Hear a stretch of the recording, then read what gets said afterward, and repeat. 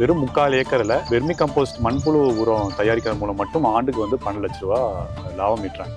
புழு மட்டும் ஆரம்பத்தில் வாங்கி விட்டா போதும், எந்த செலவும் இல்லாமல் மாதம் 50 டன் இலக்கா வச்சு கிட்டத்தட்ட ரீச் பண்ணிட்டோம். கிலோ எவ்வளோன்னு நீங்கள் கொடுக்குறீங்க விவசாயிகளுக்கு? விவசாயத்துக்கு 8 ரூபாய்க்கு கொடுக்குறோம். இப்போ டன்னு பார்த்தா 8 ரூபா 8000 ரூபா. நீங்கள் எப்படி என்ன வழிமுறைகளை கையாண்டு இந்த வெர்மி கம்போஸ்ட்டை தயாரிக்கிறீங்க? மண்புழு சாப்பிட்டு வர்ற கழிவுகளில் தான் இதனுடைய சக்தி வந்து ஆர்கானிக் சத்து வந்து 2லேருந்து 9% அதிகமாக இருக்குது.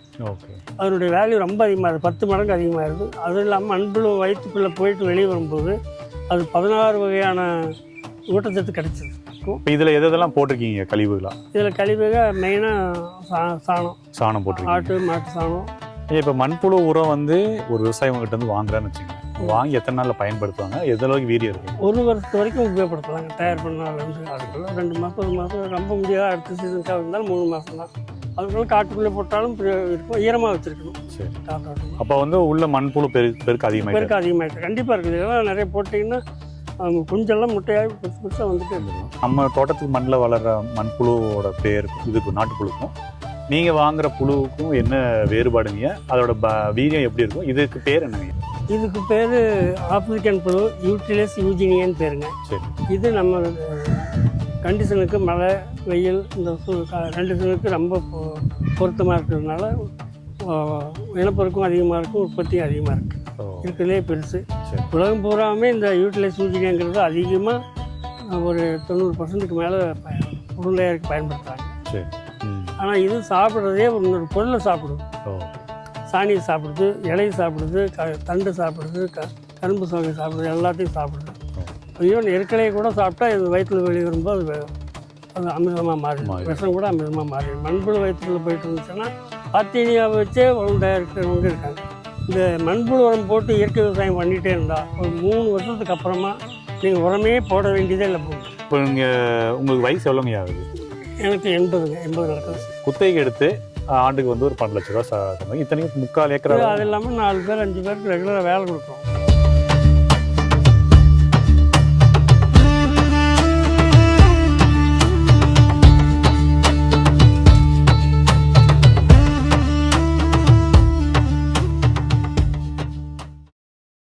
ஈஷா மண் காப்போம் நேயர்களுக்கு வணக்கம். நம்ம ஈஷா மண் காப்போம் இயக்கத்தினுடைய பிரதான பணின்னு பார்த்தீங்க அப்படின்னா, தமிழகம் முழுக்க நம்ம வந்து ஒரு நாள் களப்பயிற்சியும் 3 மாதத்துக்கு ஒருக்கா ஒரு மெகா ஈவெண்ட், அதாவது மாபெரும் விழிப்புணர்வு கருத்தரங்கம் வந்து நம்ம பயிர் வாரியாக கொடுப்போம். இந்த வகையில் பார்த்திங்கன்னா இந்த களப்பணியில், அதாவது மக்களுக்கு இயற்கை விவசாயத்தை எடுத்துகிட்டு போகிறதுக்கும் ரசாயன விவசாயத்தில் இருந்து இயற்கை விவசாயத்துக்கு முழுமையாக மாறுறதுக்கும் நம்ம தமிழகம் முழுக்க வந்து களப்பணியாளர்கள் பார்த்திங்க அப்படின்னா எல்லா விவசாயிகளும் நேரில் சந்திச்சிட்ருக்காங்க.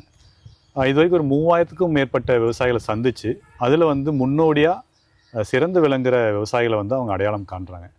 அந்த வகையில் வந்து பார்த்திங்க அப்படின்னா, நம்ம வந்து இன்றைக்கி ஈரோடு மாவட்டத்தில் கவுந்தப்பாடிக்கு பக்கத்தில் இருக்கக்கூடிய மாரப்பாளையம், இந்த இடத்துல வந்து திரு மனோன்மணியம் ஐயா அவங்கள வந்து நம்ம நேரில் சந்திக்க இருக்கோம்.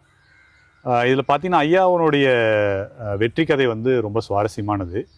ஐயா வந்து ஒரு 3/4 ஏக்கரா வந்து ஒரு தனி இடமும், ஒரு 2.5 ஏக்கரா வந்து ஒரு தனி இடமும் வந்து குத்தகைக்கு எடுத்திருக்காங்க. 1970லேருந்தே விவசாயம் பண்ணாலும் கடந்த 20 வருஷமாக வந்து பார்த்திங்கன்னா இந்த மண்புழு உரம் வந்து தயாரிப்பில் வந்து சிறந்து விளங்கிட்டு இருக்காங்க. நம்மளுடைய வெற்றி விவசாயியாக இவர் வந்து நம்ம அடையாளம் படுத்தியிருக்கோம். இவர் ஏன் வெற்றி விவசாயியாக நம்ம அடையாளப்படுத்தியிருக்கோம் அப்படிங்கிறது வந்து பார்த்திங்க அப்படின்னா, வெறும் 3/4 ஏக்கரில் வெர்மி கம்போஸ்ட் மண்புழு உரம் தயாரிக்கிறது மூலம் மட்டும் ஆண்டுக்கு வந்து 12 லட்ச ரூபா லாபம் ஈட்டுறாங்க. சத்குருவோட பார்வை என்னென்னா, ஒரு விவசாயி வந்து இயற்கை விவசாயத்தில் இருக்காங்க அப்படின்னா அவங்க வந்து மண்வள காக்கிறதுலையும் சிறந்து விளங்கணும், அதே சமயம் பொருளாதாரத்துலேயும் அவங்க வந்து சிறந்து விளங்கணும். அந்த விவசாயிகளை மற்ற விவசாயிகளுக்கு காட்டும் பொழுது சக விவசாயிகளுக்கு வந்து ரொம்ப நம்பிக்கை வரும் அப்படிங்கிற பார்வையை தான் நம்ம வந்து எடுத்துகிட்டு போகிறோம். அதுதான் வந்து இந்த மண்காப்போம் இயக்கத்தினுடைய அடிநாதமாக இருக்குது. அந்த வகையில் இன்றைக்கி ஐயாவை நம்ம வந்து இந்த நிகழ்ச்சிக்கு வரவேற்கிறோம்.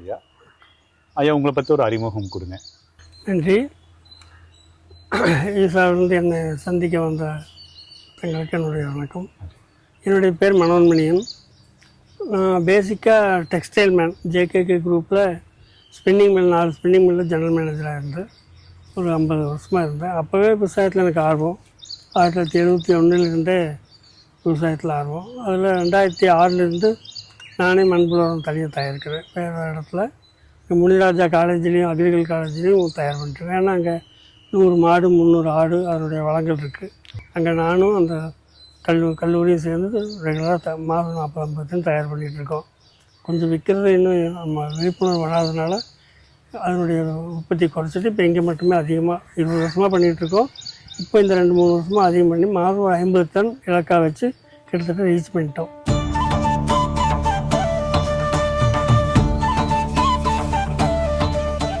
இயற்கையாகவே செலவே இல்லாமல் நம்மகிட்ட இருக்கிறத வச்சே நம்ம இயற்கை உரம் தயார் பண்ணிக்கலாம். புழு மட்டும் ஆரம்பத்தில் வாங்கி விட்டால் போதும். எந்த செலவும் இல்லாமல் எந்த முதலீடு இல்லாமையே நம்ம தயார் பண்ணிக்கலாம். உழைப்பு மட்டும் வேணும், நம்பிக்கை வேணும்.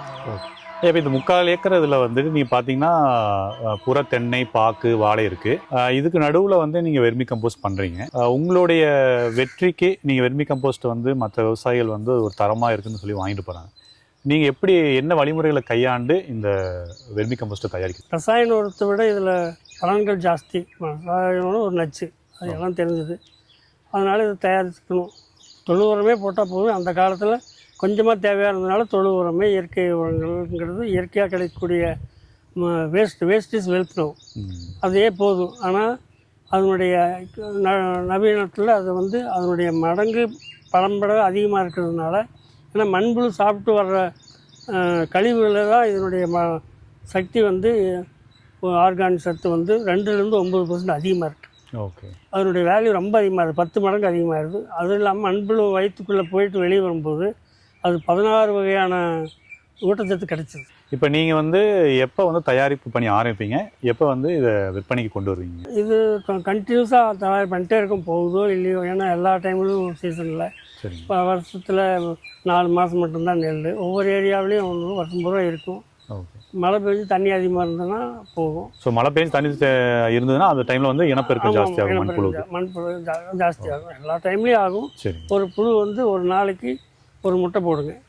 அது 47 நாள் கழித்து அது டெய்லி ஒரு முட்டை போடும். இனப்பெருக்கம் அது மாதிரி அதிகமாக பெருசாகிட்டு அதனுடைய ஆயுட்காலம் சுமார் 1 வருஷம். அது அப்படியே மக்கிடும். அதனால் அது வாசங்கத்தை எதுவும் வராதுங்க. இப்போ நமக்கு பின்னாடி இருக்கக்கூடிய இந்த மண்புழு உரம் தயாரான நிலையில் இருக்குது. இது எந்த மாதத்தில் நீங்கள் தொடங்குனீங்க தயாரிக்கிறதுக்கு? இது கண்டினியூஸாக தினம் ஒரு டன் தயார் பண்ணிகிட்டே இருப்போம்.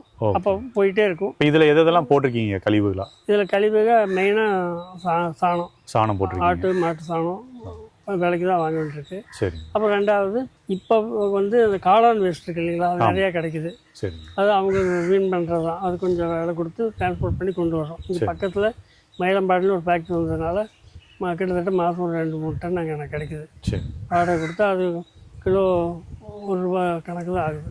சரி. அது இங்கே கொண்டு வந்து சேரும்போது ₹100 ₹100 ஆகும். அதையும் கலந்துக்கிறோம். அது ஒரு 20-30% சாணம். சரி. அப்புறம் நம்ம தோட்டத்தில் இருக்கிற கழிவு, களை எடுக்கிற கழிவு, இதெல்லாம் சேர்த்துக்கிறோம்.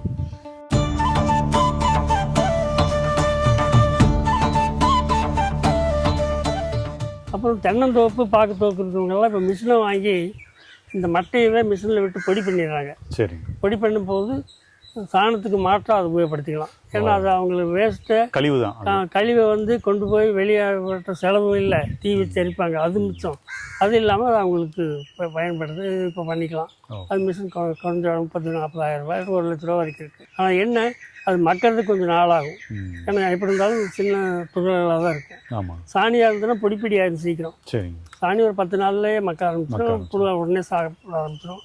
ஆனால் இது அது கலந்து போட்டுக்கலாம். இது வந்து எந்த திடப்பொருளும் மக்களுக்கு சுமார் ஆவரேஜாக 120 நாள் ஆகும். ஆனால் நம்ம எஃப்டி மைக்ரோ ஆர்கானிசம் நம்மளே தயார் பண்ணுறோம். மேப் இந்தியாவிலையும் தயார் பண்ணுறாங்க. இந்த மேப் இந்தியா இஎம்னு சொல்லி எஃபெக்டிவ் மைக்ரோ அதை வச்சுமே 120 நாடுகளில் விவசாயமே பண்ணுறாங்க. இஎம் மட்டுமே அதை மெயினாக வச்சுட்டு மற்றது அவங்கவுங்க பண்ணுவாங்க. சாப்பாடுனா அரிசி மெயின், கோதுமை மெயின்கிற மாதிரி அது அந்த கண்ட்ரியில். இப்போ நமக்கு அதை சப்சிடியாக உபயோகப்படுத்துறது கவர்மெண்ட்டில் எடுத்து மேப் இந்தியான்னு சொல்லி ஆரவழியில் ஒரு ஃபேக்ட்ரி, அது மட்டுமே தயார் பண்ணுறாங்க. அதனுடைய விலை ₹500 ஒரு மீட்டர், 1 லிட்டர். அதை மல்டிப்ளை பண்ணிக்குவாங்க. 1 லிட்டருக்கு 20 லிட்டர் தண்ணி ஊற்றி 1 கிலோ சர்க்கரை போட்டால் 20 மடங்காக ஆயிரும். அது 500 ml தண்ணீரை விடலாம், இது பண்ணலாம், மெயினாக நம்ம உபயோகப்படுத்திக்கலாம். இது என்ன ஆகுதுன்னா, நம்மாழ்வார் வந்ததுக்கப்புறம் பல வகையில் அவர் மெயினாக இஎம்ஐ வந்து நம்மளே விவசாயிகள் அவங்களே தயார் பண்ணிக்கலாம். மண்புழு எப்படி அவர்களே தயார் பண்ணலாம். எங்கிட்ட மண்புழு வாங்க வரவங்ககிட்டையும் 2 ஏக்கரா 3 ஏக்கரா ஒரு மாடு இருந்தால் நீங்களே தயார் பண்ணிக்கணும்னு தான் நான் சொல்கிறேன். ஸோ அவங்க கற்றும் கொடுத்துறீங்க. கற்றுக் கொடுக்குற டெய்லி ரெகுலராக கற்றுக் கொடுத்துட்டு தான் இருக்கோம். சரிங்க. நீங்களே தயார் பண்ணிக்கோங்கிறது தான். ரொம்ப முடியாது என்னால் அவ்வளோ விலை வாங்கி 100 ஏக்கர் 50 ஏக்கர் 100 ஏக்கர் எவ்வளோ அவங்க தான் தயார் பண்ண முடியும். சரி. 2 ஏக்கரா 3 ஏக்கரா இருக்கும் தயார் பண்ணுறதுக்கு வழி இல்லாதவங்களுக்கு மட்டும் தான் வாங்கிட்டு போக சொல்லுவோம். அது சீசனில் திடீர்னு வேணுமில்ல. சரி. கிலோ எவ்வளோன்னு நீங்கள் கொடுக்குறீங்க விவசாயிகளுக்கு? விவசாயத்துக்கு 8 ரூபாய்க்கு கொடுக்குறாங்க. சரிங்க. அப்போது டன்னு பார்த்தா 8 ரூபா 8000 ரூபா. அப்போ இது ரா மெட்டீரியல் சொல்கிறோம் வந்து இல்லையா. இது மக்களுக்காக இந்த இஎம்ஐ உபயோகப்படுத்திக்கலாம். மக்களுக்காக இஎம்ஐ தொழிச்சோம்னா 40 நாளில் மக்கிடும். சரிங்க. கொஞ்சம் நஞ்சு போச்சுன்னாவே மண்புழு சாப்பிட ஆரம்பிச்சு. சரி. ஆனால் மண்புழுவுக்கு பல்லு கிடையாது, ஆணும் கிடையாது, பெண்ணும் கிடையாது. விளிம்பியாக சாப்பிடும். ரொம்ப சென்சிட்டிவ். அந்த வெறுமி வாசம்னு சொல்லிட்டு அதனுடைய வேர்வை தண்ணி இருக்கிற வளர்ப்பாக இருக்கும். அது வயிற்றுலேருந்து வர்றதையாகவும் நாங்கள் எடுத்து கொடுக்குறோம். அதை அவங்களே தயார் பண்ணுறதுக்கும் சொல்லி கொடுத்துட்றோம். விலைக்கு வைக்கிறதுனாலும் 100 கிலோ 1 லிட்டர் 150 ரூபா 200 ரூபான்னு. அது வந்து வெறுமி வாஷ் வந்து 1 லிட்டர் 150 200 ரூபா கொடுக்குறோம். நிறைய எடுக்கணும், ஃப்ரீயாகவும் கொடுக்குறோம். சின்ன விவசாயம் மாடி தோட்டம் வாங்கினாங்கன்னா உரம் வாங்கினாங்கன்னா அவங்களுக்கும் 500 ml 1 லிட்டர் ஃப்ரீயாக. பொதுவாக வெறுமி வாஷ்ன்னு பார்த்தீங்கன்னா அதுக்கு ஒரு தொட்டி கட்டி அதுலேருந்து கழிவு வரதான் எடுக்கணும். ஆனால் அது வந்து 40% எஃபெக்ட் தான் இருக்கும். நீங்கள் யோசனை பண்ணிங்கன்னா சாணி வழியாக தான் வரும். எல்லாமே புழு இல்லையா, தண்ணி போட்டு எக்ஸ்ட்ரா தண்ணி வர்றது தான். சாணி அந்த கழிவுகளாக கலந்து தான் வரும். 40% ஆனால் நல்லது தான். நாங்கள் வெறும் பாஸ் எடுக்கிறது 100%. சரிங்க. புழுவையே ஒரு லிட்டர் ஒரு 5 கிலோ 3 கிலோ 4 கிலோ புழுவையே எடுத்து பக்கெட்லேயோ வெயில் தண்ணி அம்மா வந்தால் தண்ணி விடும் இல்லையா குழந்தைகளுக்கெல்லாம், அது மாதிரி வெயிலில் காய வைப்போம். அது தண்ணி வரல விட்டால் சில்னஸ் போயிருக்கணும் அந்த இது அந்த தண்ணி. ஏன்னா அந்த புழு அதில் போட்டோம்னா அது கொஞ்சம் வேக்கும் இல்லையா சூட்டில். அதனால் அந்த புழுவை போட்டால் 40லேருந்து 50 நிமிஷம் பக்கத்துலேயே இருந்து அது பூரா அதனுடைய கழிவு பூரா அதில் இறங்கிடும். அது எடுத்தாவே கோல்டன் கலரில் இருக்கும். அது வெர்மி கம்போஸ்டில் என்னென்ன இருக்கோ அதனுடைய லிக்விட் ஃபார்மில் அது பூரா வந்துடும். அந்த சாலிடு அரிசி மாதிரி சாலிடு அது நெய் மாதிரின்னு வச்சுக்கல, அதுக்கு எஃபெக்டும் ஜாஸ்தி. என்ஜைம் கிடைச்சா அது நல்லா ரொம்ப உபயோகமாக இருக்குது. சரி. இப்போ நீங்கள் வந்து 1 கிலோ வந்து 8 ரூபாய்க்கு விவசாயிகள் கொடுக்குறீங்க. இதே வந்து ஒரு டன்னுன்னு பார்த்தா 8000 ரூபா கணக்கு. இப்போ தொழு உரம் வாங்கி அடிக்கிறவங்க பிரதானமாக இருக்காங்க. ஆமாங்க.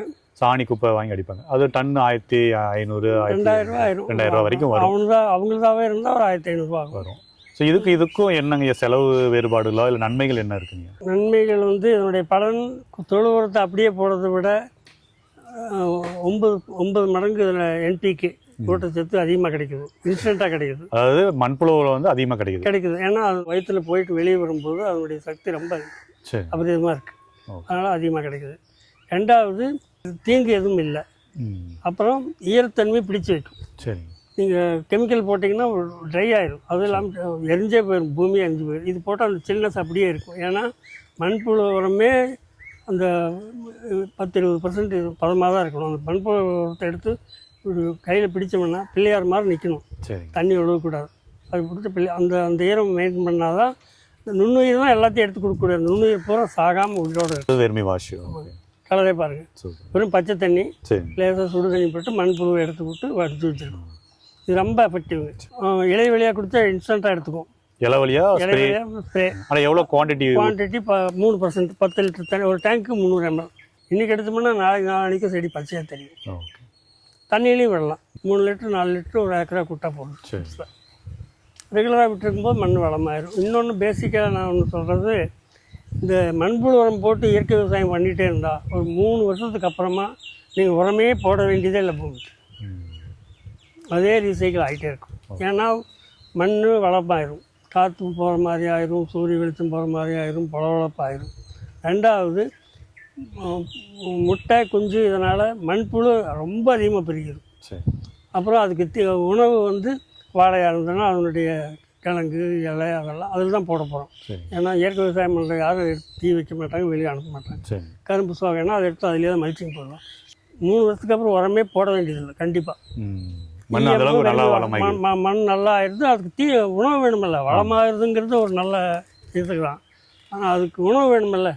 ஒரு செடி வளர்கிறதுக்கு உணவு வேணுமில்ல. மெயினாக வேண்டியது ஃபெர்டிலைசர். அது வந்து மண்புழு உரமாக போட்டு அந்த உரம் தானே தயார் பண்ணக்கூடிய பக்குவத்துக்கு நிலம் வந்துடுது. அங்கே இருக்கிற இடுபொருட்கள் அங்கேயே கிடைக்குது.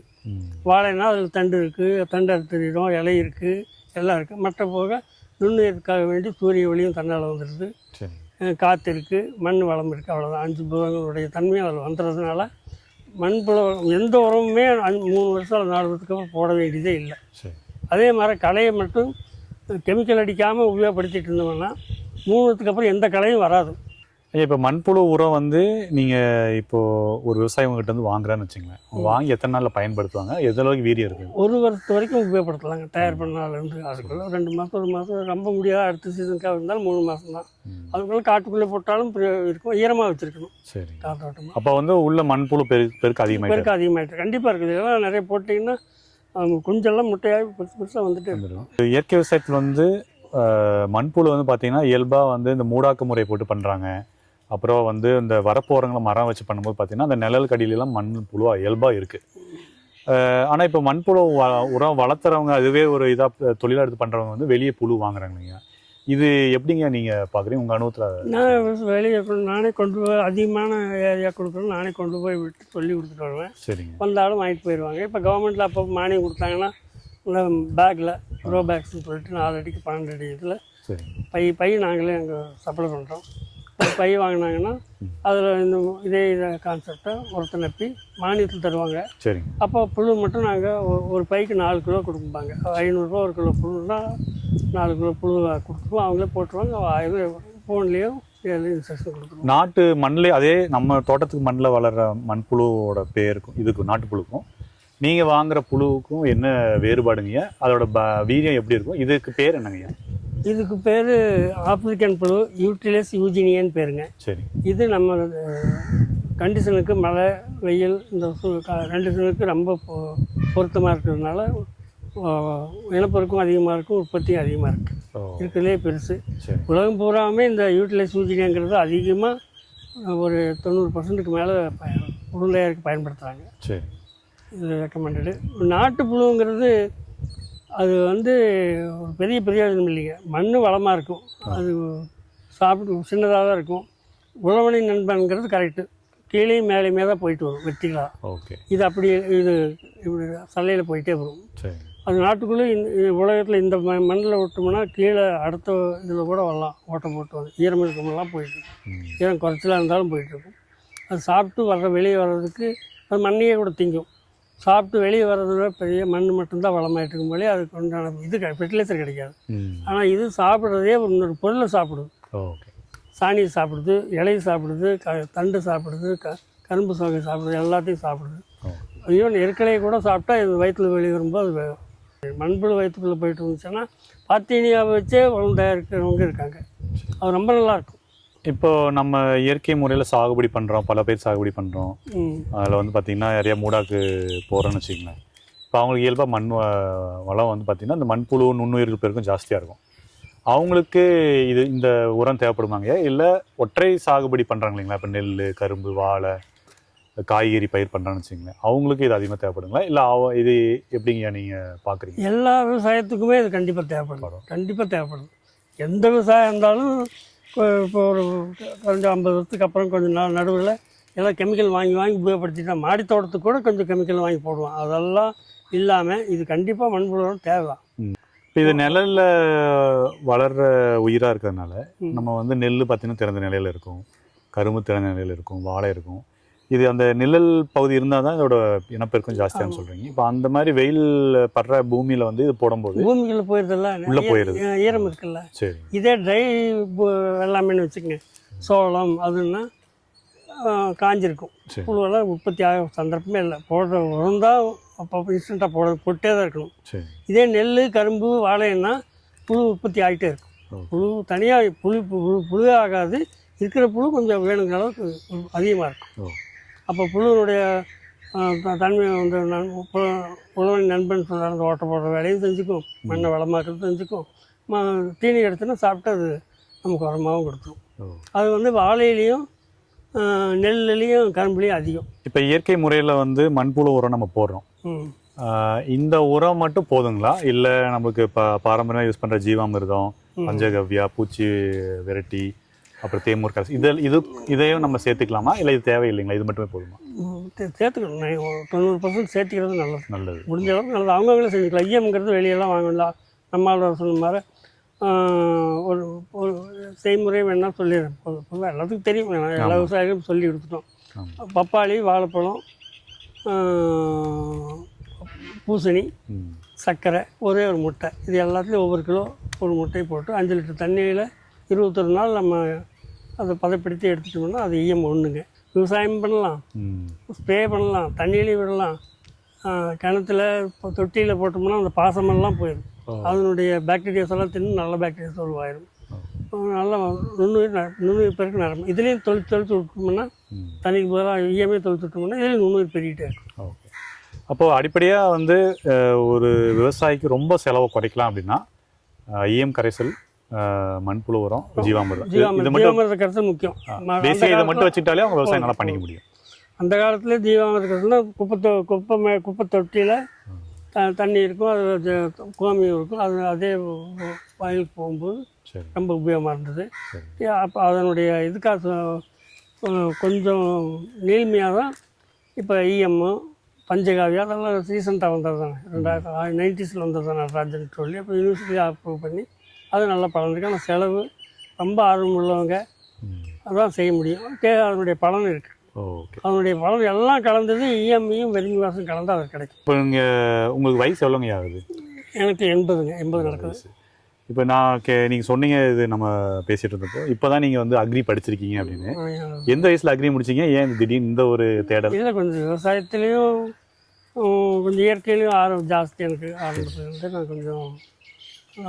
எப்போ படிப்பு முடிச்சிங்க அக்ரியில்? அக்ரியில் 2017 முடித்தேன். 2017. அப்போ உங்கள் வயசுங்க? 72. இப்போ வயசுங்க 80. ஸோ ஒரு விவசாயிக்கு வந்து விடா தேடலுங்கிறது எந்த அளவுக்கு உங்களுடைய அனுபவத்தில் பார்க்குறீங்க? தேடிட்டே இருக்க வேண்டியது இருக்கணும். இப்போ இயற்கை வந்து நமக்கு கற்றுக் கொடுத்துக்கிட்டே தான் இருக்கு.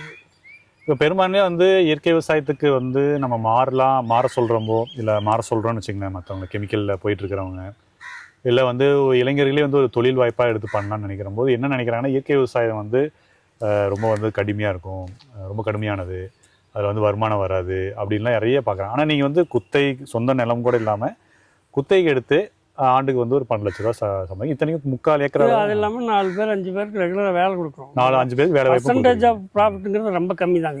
சரிங்க. 4-5 பேருக்கு வேலை கொடுக்குறோம், இயற்கையான பொருளை கொடுக்குறோம் அப்படிங்கிறது தான். ஆரம்பத்தில் 3-4 வருஷத்துக்கெல்லாம் நமக்கு பெரிய வருமானம் எதிர்பார்க்க முடியாது. நஷ்டங்கிறது ஒன்றும் இல்லை இதில். ஆமாம். பெரிய நஷ்டங்கிறது முதலீடுங்கிறதுல ஒன்றும் இல்லை. என்ன வாங்கி போடுறோமோ அதுக்கு உண்டான காஸ்ட்டுக்கு மேலே தான் இருக்குது. விற்பனை ஆகணும், அது முக்கியம்.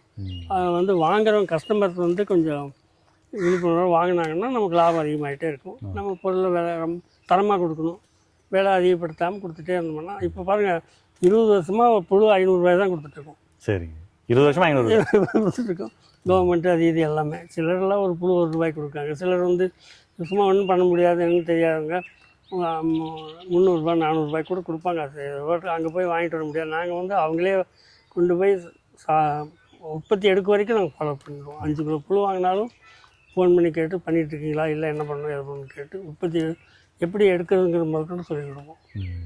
விவசாயிகள் அவங்கவுங்களே தயார் பண்ணுறதுக்கு கடைசி வரைக்கும் நான் உடனே இருந்து எல்லா இதுவும் பண்ணி கொடுங்க, சப்போர்ட் பண்ணுறீங்க. அப்போ உங்களுக்கு வந்து இங்கே ஈஷா மண்காப்பம் சார்பில் ஒரு பயிற்சி ஏற்பாடு பண்ணாலும் நீங்கள் கொடுத்துட்டு இப்போ நிறைய பேர் வருவாங்க. சரிங்க. இந்த 3/4 ஏக்கரில் நான் பார்க்குறேன், இந்த வெர்மி கம்போஸ்ட் நீங்கள் தயாரிக்கிற இந்த இடத்துல வந்து விளையிற வாழை, அப்புறம் தென்னை, பாக்கு எல்லாமே வந்து நீங்கள் உரம் எதுவும் கொடுக்கல போல, எல்லாமே அந்த இந்த வெர்மி கம்போஸ்ட் வச்சு அது வளர்ந்துருது, நல்லாவும் இருக்குது. இதில் இன்னொரு இது என்னென்னா, தென்னை மரம் கிட்டத்தட்ட ஒரு 27 அடி 35 அகலம் இருக்கணும். இங்கே வந்து அந்த காலத்தில் பாருங்க 10 அடி 12 அடிலையும் நடத்திருக்காங்க. சரிங்க. அதனுடைய விளைச்சல் பார்த்தீங்கன்னா எப்படி இருக்கு பாருங்க, நல்லா காயெல்லாம் நல்லா திரைச்சியாக 10 அடியில் வச்சா வேணால் அதுக்கு வேண்டியது வெயில். கரும்பு, வாழை, தென்னையெல்லாம், பாக்கு இதெல்லாம் வந்து நீங்கள் விட்டாலும் சூரியன் நோக்கி மேலே போயிட்டே இருக்கும். அப்போ இந்த வாழை மட்டும் அந்த வாழை மட்டும் விட்டாத அளவுக்கு தூரம் இருக்கணும். இங்கே பக்கமாக வச்சு அந்த காலத்தில் ஆசைப்பட்டு பக்கமாக இருந்தால் நிறைய மரம் வச்சுட்டாங்கன்னா வீண்டு வராது. இன்னும் அப்படி தான் இருந்தது. ஆனால் அதை காம்பன்சேட் பண்ணுறதுக்கு இந்த வெர்மி கம்போஸ்ட் உள்ளே போனதுனால ஈல்டு அதிகமாக இருக்கும். அப்போ உங்கள் வந்து பார்க்கும்போது என்ன புரிஞ்சுக்கலாம்னா, இயற்கையாக அதோட மண் வளம் எப்படி இருக்கணுமோ அப்படி இருந்துருச்சு அப்படின்னா அது வந்து என்ன இதனாலும் நம்ம பண்ணிக்கலாம். அதாவது நம்ம எப்படி தான் பயிர் பண்ணணும் இந்த மாதிரி அப்படிங்கிற ஒரு எல்லையெல்லாம் கடந்து போகுது அது. ஆமாங்க. ஓகேங்க, ரொம்ப நன்றிங்கய்யா உங்கள் சந்திச்சதில். ஏன்னா உங்களை மாதிரியான ஒரு விவசாயிகள் வந்து மக்கள் பார்க்கும்போது என்னென்னா, பல விவசாயிகளுக்கு வந்து ஒரு நம்பிக்கை வரும். நம்ம வந்து சொந்தமாக இடம் வச்சுருக்கோம், விவசாயத்துக்குள்ளே கால் வச்சா வந்து சரியாக போகுமா போகாதா அப்படிங்கிறத வந்து நிறைய பேருக்கு தயக்கம் இருக்கும். ஆனால் குத்தகைக்கு எடுத்து கூட வந்து நல்ல வந்து ஒரு தொழில் வாய்ப்பாக நீங்கள் ஏற்படுத்தி இன்றைக்கி வந்து ஒரு முன்னோடியாக இருக்கிறீங்க. ஈஷா மண்காப்பம் சார்பில் வந்து உங்களை ஒரு முன்னோடி விவசாயியாக வந்து பார்க்குறதுலையும் மக்களுக்கு அறிமுகப்படுத்தி நான் ரொம்ப சந்தோஷப்படுறேங்க. ரொம்ப நன்றிங்க, மகிழ்ச்சி.